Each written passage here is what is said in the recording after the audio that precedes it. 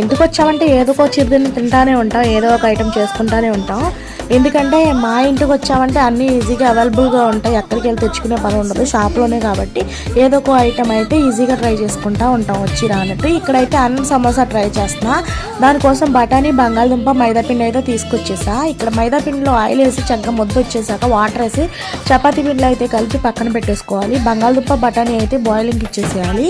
ఆ తర్వాత ఆనియన్స్, పచ్చిమిర్చి కట్ చేసి స్టఫింగ్ అయితే తయారు చేసుకోవాలి.